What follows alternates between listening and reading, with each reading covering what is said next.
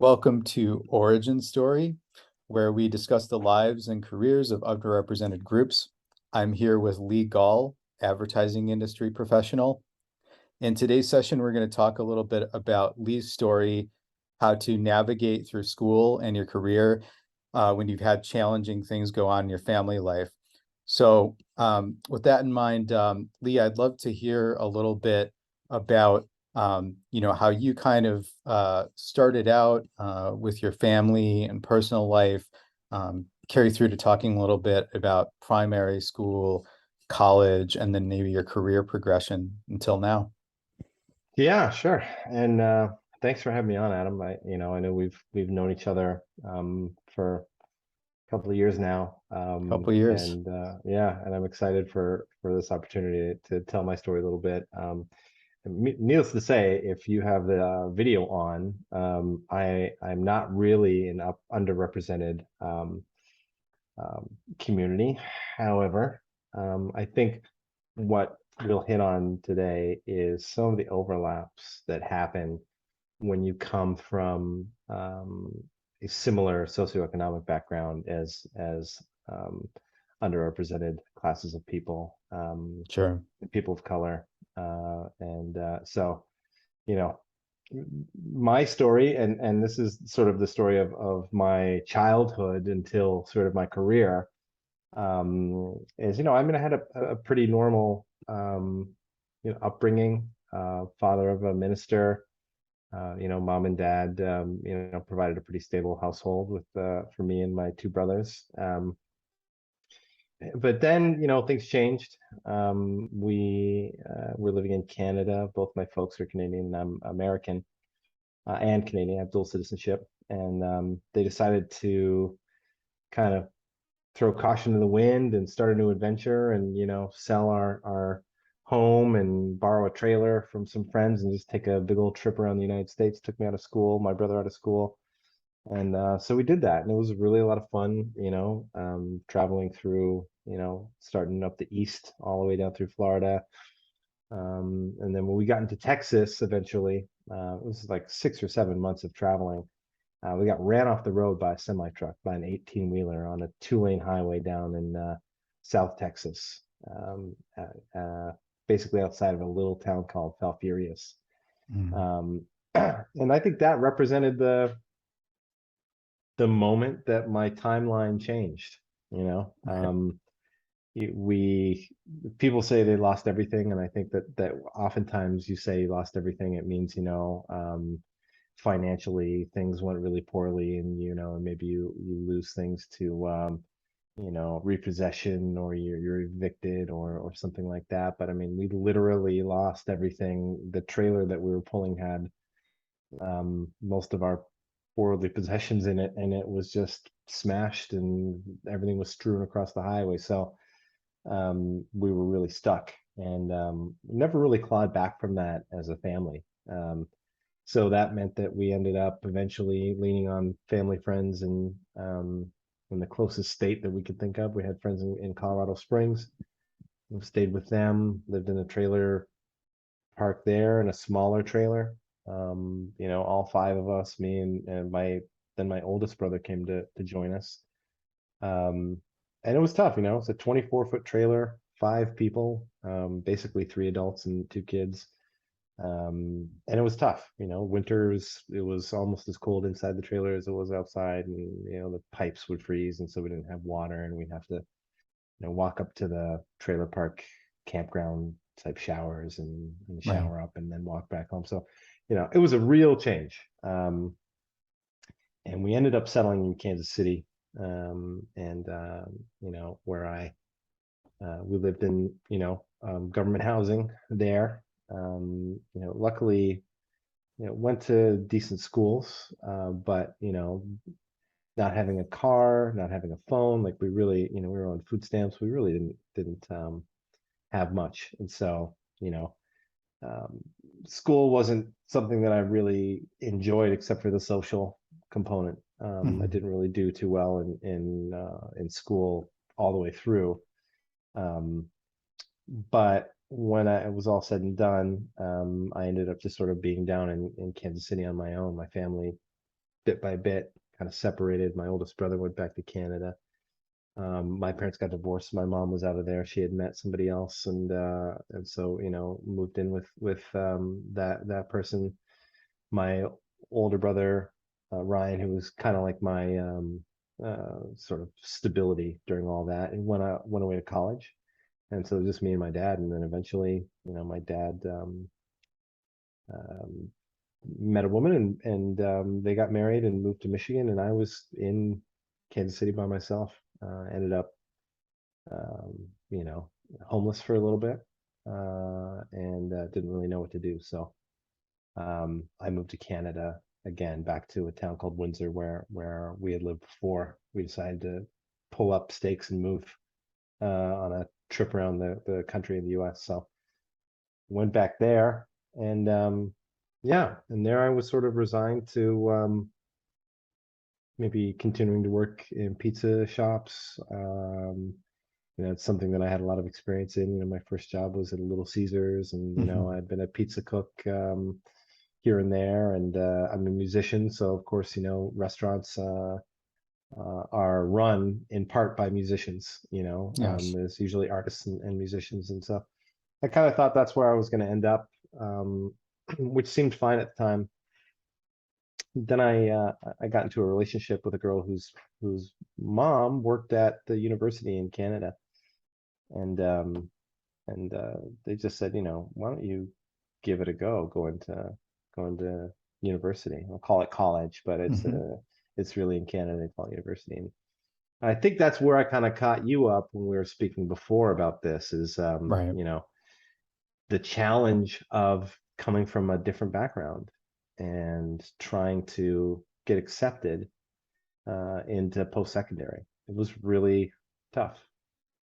Um, so yeah, there was a lot of um, sort of assumptions about you know um, a family life that your typical budding college student is going to have, Sure. that I didn't.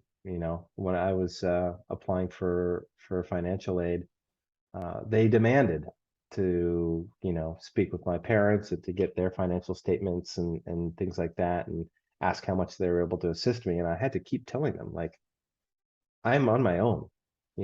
My mom at the time, I didn't even know where she was. And my dad had a very sort of you know um, humble life, where he was just working in a church as a minister, but didn't make much money, and certainly not enough to help me go through college. So it was really tough to explain to them, look, they're not in the picture. um, you know this is uh, this is my own endeavor. And it finally got through to them, but I had to like break the forms and come up with novel ways for them to kind of understand that, listen, that there's no other assistance that I can get here to do this. And eventually I was able to get accepted. But it was a really difficult situation, um, because it really makes you realize how different your experience is, and how much people expect sameness and expect the classic sort of nuclear family type of existence for these kids that are just starting off their college career. So Absolutely. And what did come to mind as you were talking about that too is when I use the term underrepresented groups, I think that representation is definitely a consideration and all that. And within that umbrella, we have so many different groups. We have people of color, we have the LGBTQ crowd, we have like single mothers, single dads, mhm. military veterans, and it's so broad, and especially in how people are affected, within education. And I think sometimes you look at somebody and you can't necessarily tell what they've gone through, just by their outward appearance. And as you said there, you have nuclear family and all those kind of expectations as you come into university. And people might not even be able to tell something like that from the outset either. Hmm. And I don't know if I've delved deeply into in the past, and I've done this session where I kind of come from that way. And, I found a lot of commonality too, in what we went through. And, we talked about that a little bit just in terms of, having to work with government assistance, food stamps, navigating a home environment that's non-traditional, Hmm. and then coming into school. So I think that there's some pretty deep things to touch on there.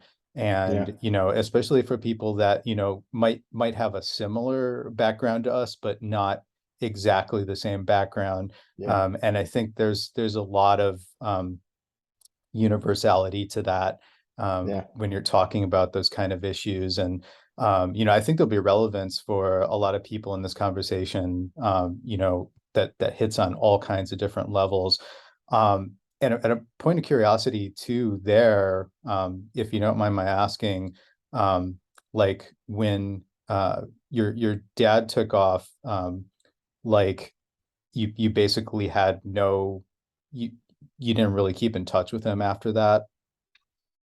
You were Well, just kind of high no, and dry. I no, I did. It's so strange because when I look back on it now, I think, gosh, it was pretty strange. But um, you know,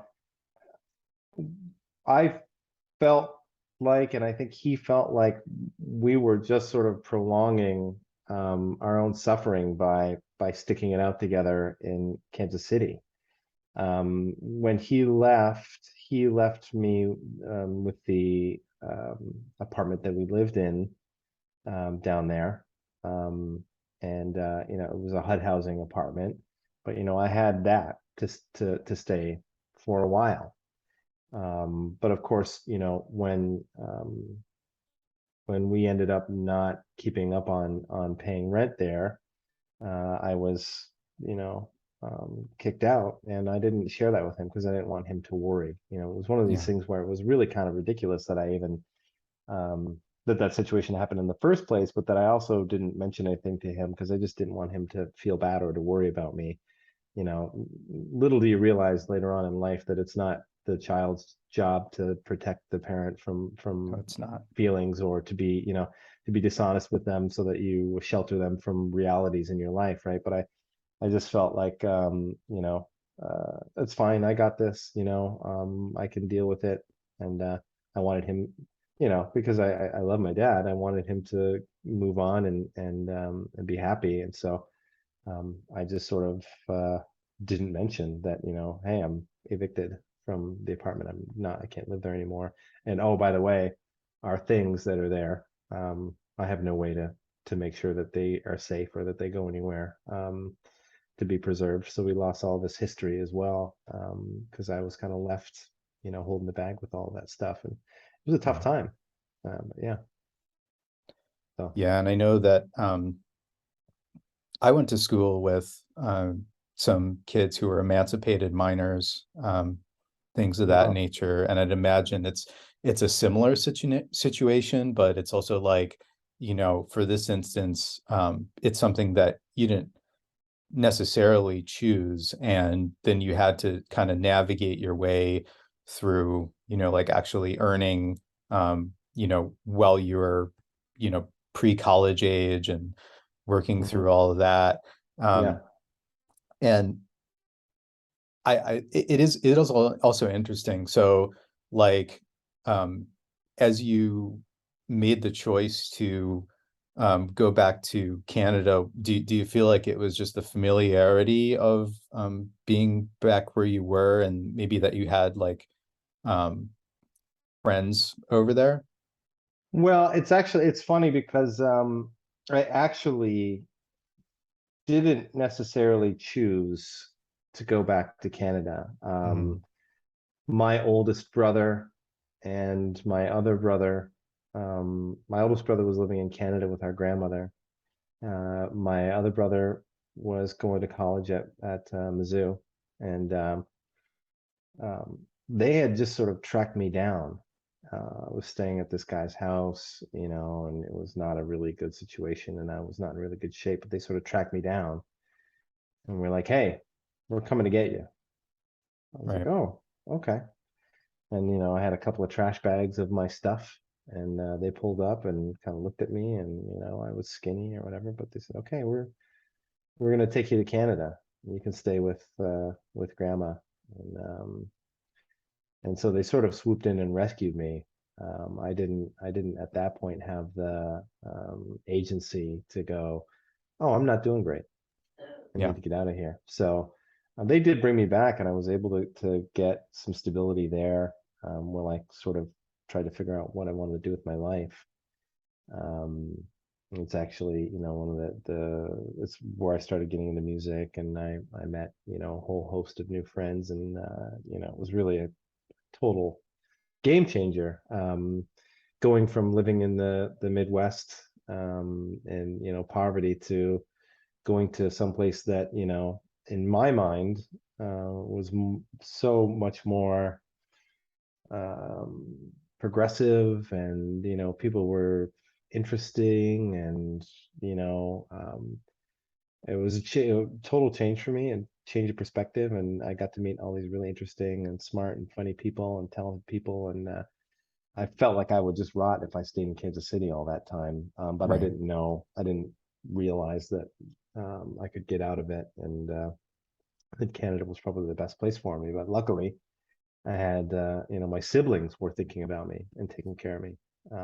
So, as much as they could, because they had both been through similar sort of challenges, we eventually looked out for each other, and they got me back to Canada. And so that was part of a big part of the journey, is getting me there, and creating a little bit of a foundation, because I think you'll relate to this, but I am a survivor, and that's, in some sense, it's a great life skill, but Absolutely.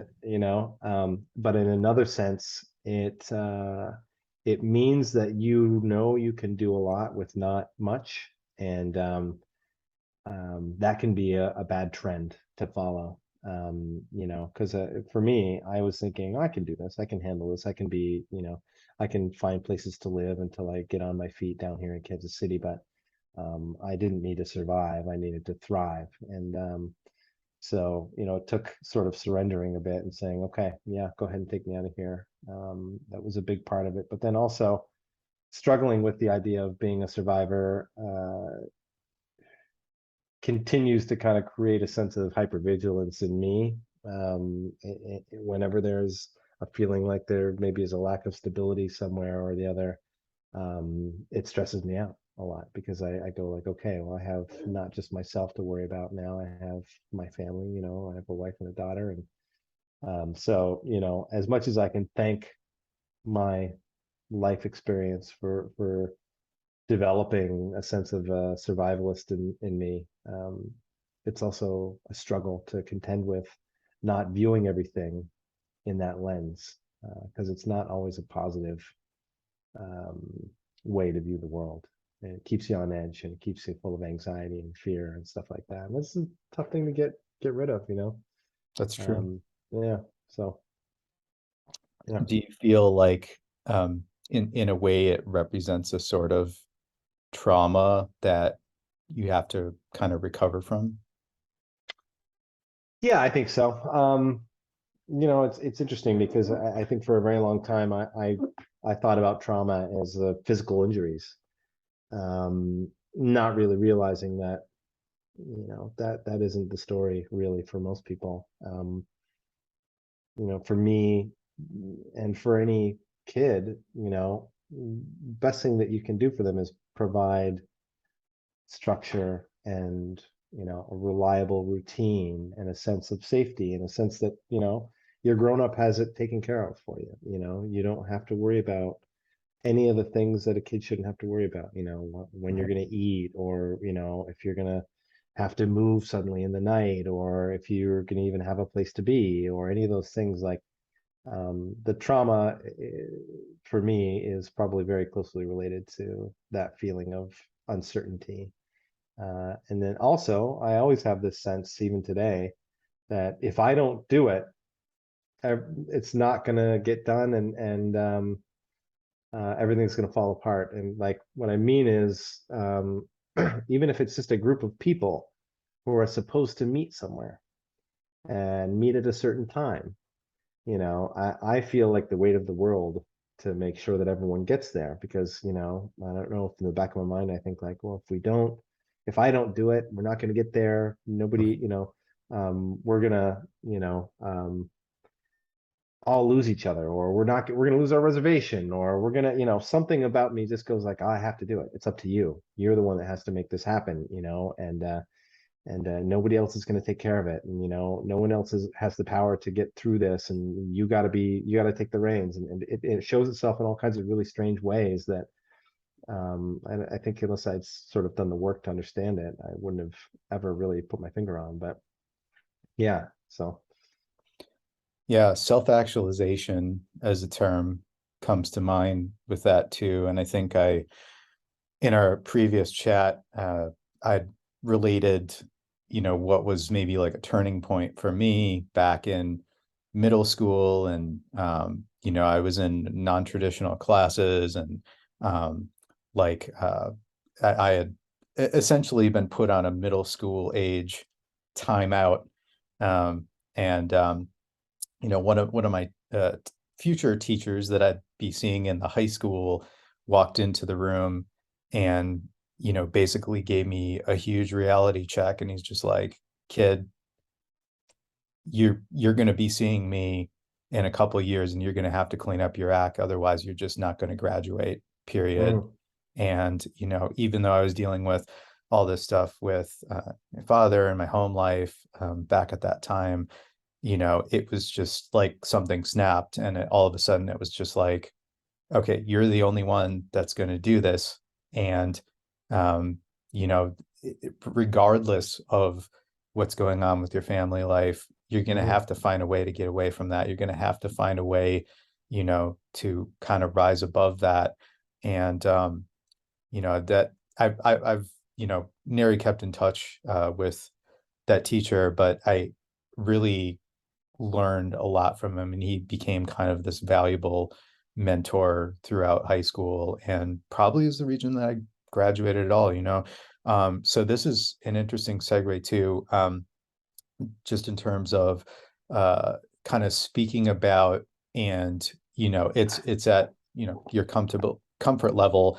mm, um this is a term that comes up a lot too, is reparenting. mm. And it's something that I feel like I've done a bit, and maybe so more so referring to kind of the mental change that happens when you decide to take your own initiative outside of your family background. Do you feel like there's a bit of that that's gone on, as you kind of progressed your uh career?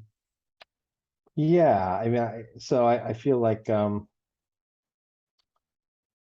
I think more for me, one of the big um, epiphanies that I've had is the idea that I needed to be a friend to myself in the same way that I'm a friend to others. And, I needed to be loving to myself in the same way that I'm loving to my child, and to be forgiving and encouraging and all the rest of it.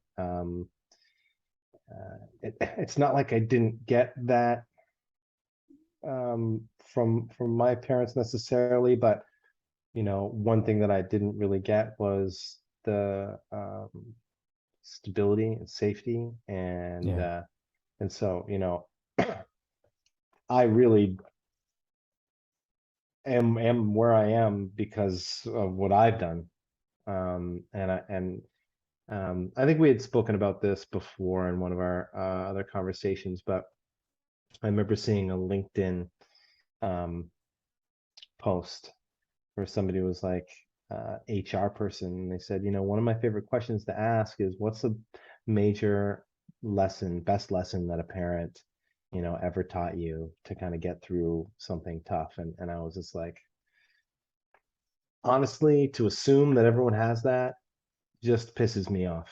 Right. It's so, um, you know, tone deaf, and it's so, normative, and it shows privilege and a lack of maturity and awareness to Hmm. go, okay, maybe not everyone out there uh, has those stories to share.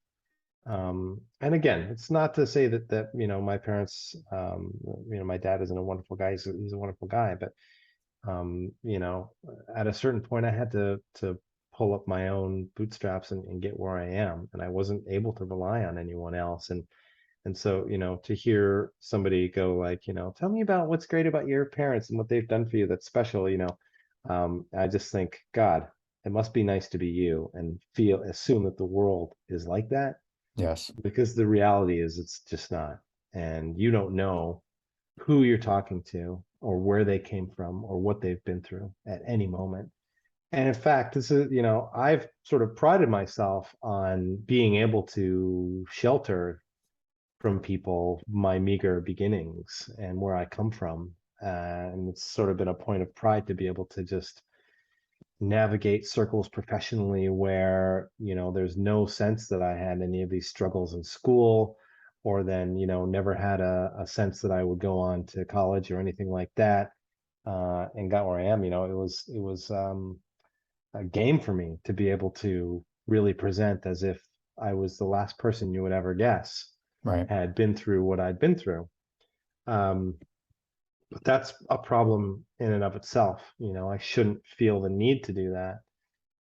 Um, and I guess, not to get off on too much of a tangent, but, you know, I think what's different for me is that I've been able to really navigate some parts of my life because of how I look and who I am. I'm a white man Right. in America, and white men in America have a lot of power, and they get a lot of freebies. A lot of free passes on assumptions about who you are, what your value is. And better believe I took advantage of that, but I'm not blind to the fact that I've used that to get where I am today. And one of the things that's frustrating is this is where I identify very highly with other underrepresented people. Is a lot of people who come from a legacy of a family that goes to a certain college. Is that often people will say, oh, look, this person, this black person got into college and the white person got into college, and look, it's an even game. You have to go, well, no. A lot of times the white person has a whole network of people, family, friends who all navigate that system. Maybe they have, they're part of a frat, or they have Right. somebody with a position of power who donates money, or, whatever it is. Like, you have this network in place already, or an older sibling that you can ask, hey, what was it like when you went to college? Or you're asking your parents or your aunts and uncles and family Right. friends. And it's not like that when you're one of the first people to go. It's not like that at all. You don't have those connections, you don't have any of the prep. And so in some sense, I definitely can relate to that, and I feel like my experience aligns much more than anyone would realize with a person of color in this world. And I think the great common denominator is the socioeconomics that oftentimes are part of being a person of color in America. And the fact that the cards are stacked against you from before you're even born. Black mothers die more than white mothers. Right. They're treated differently in the healthcare system. Black children in school are disciplined, disproportionately for the same behavior as white children. Then they're racially profiled later on in life, arrested, killed. put in prison for no other factor than they're black, you know. Right. So I don't pretend to understand what that component is like, but I do know what it's like to be poor and how much of a disadvantage and how much harder everything is when you're poor. And, so it's not enough to just say, yeah, it was hard for me. But when you come into these situations where people make these grand assumptions, oh, well, how can your parents contribute to your college education? Or what's a great lesson you learned from your parents? Like, okay, well, listen, um, that's not my experience. Yeah, These big assumptions that we all make about people, they're pretty shocking when you're on the other side of it. And I understand that it's not easy to identify those things when you're, you know, um, in the forest and you can't see the trees, But I'm here to tell and to share this story with hopefully somebody that goes, oh gosh, um, maybe I have thought that way and just assumed that everyone has all of this support, um, when maybe they don't. Yeah. definitely. And I'm hoping it can be useful for that group, or also for people who this is an eye opener, that they can relate to your experience as well, and they haven't heard a story like this before. And I thought the way that you stated that was very poignant, with I know personally with, you know, my complexion, with my name, Adam Smith, that Yeah. I can blend in very easily, and even just having the name that I have, that, I can just be a bit of a chameleon that way. Hmm. And I know that that's been a boon for me. And, people might not, see the underlying socioeconomic things, but at the same time, I know that I've had that privilege as well. Hmm. And that's been no small part of, how I've been able to get where I am in some aspects too. And Yeah. I think that, being conscious of that is important. You might not be able to change it.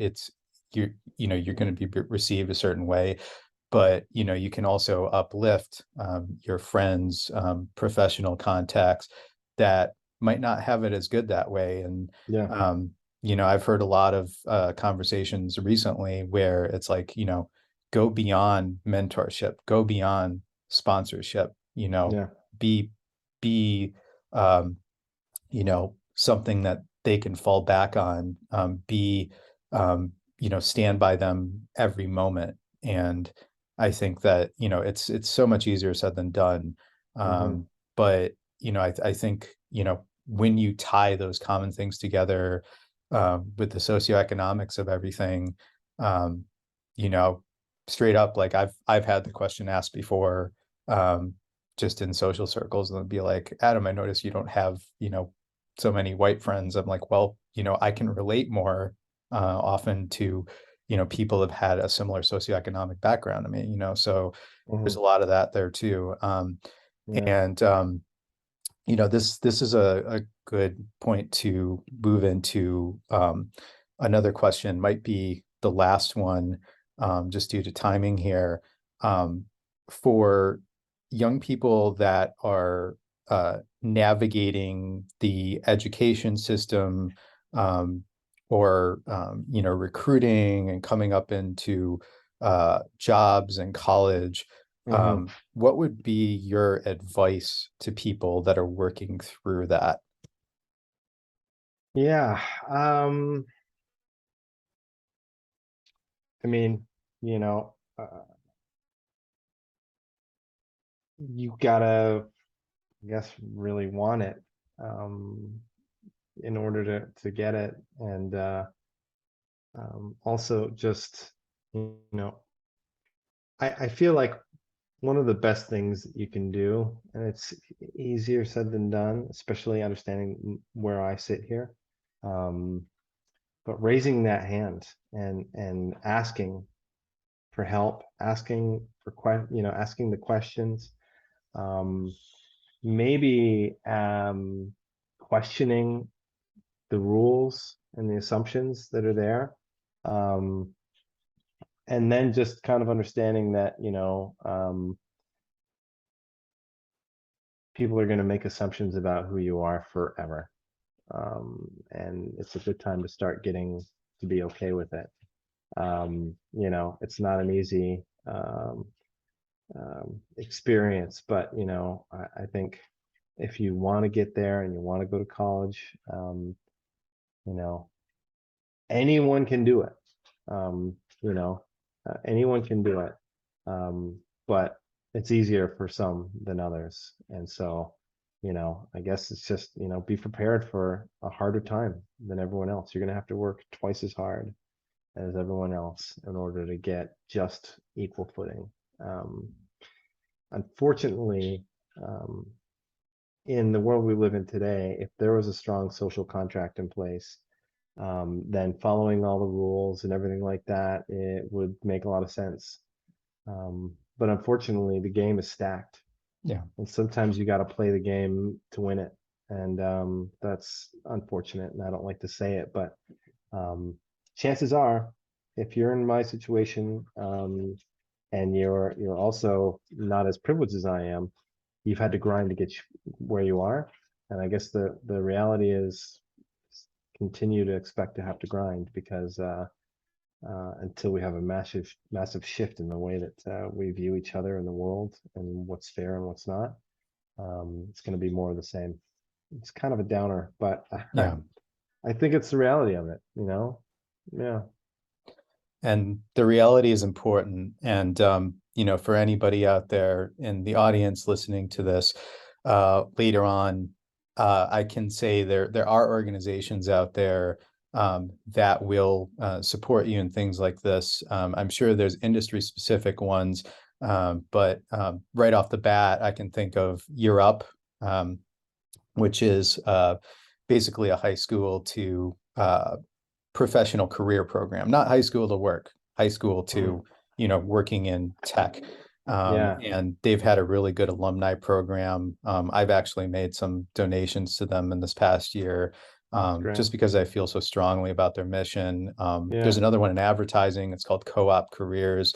I was pointed to that by my mentee, Jesse. Um, and that seems really great. And to be just connecting young people with careers in advertising industry. So there's a yeah. lot of resources out there. But reaching the cutoff time here. So Lee Gaul, thank you so much. And I really have appreciated the conversation and your continued friendship as well.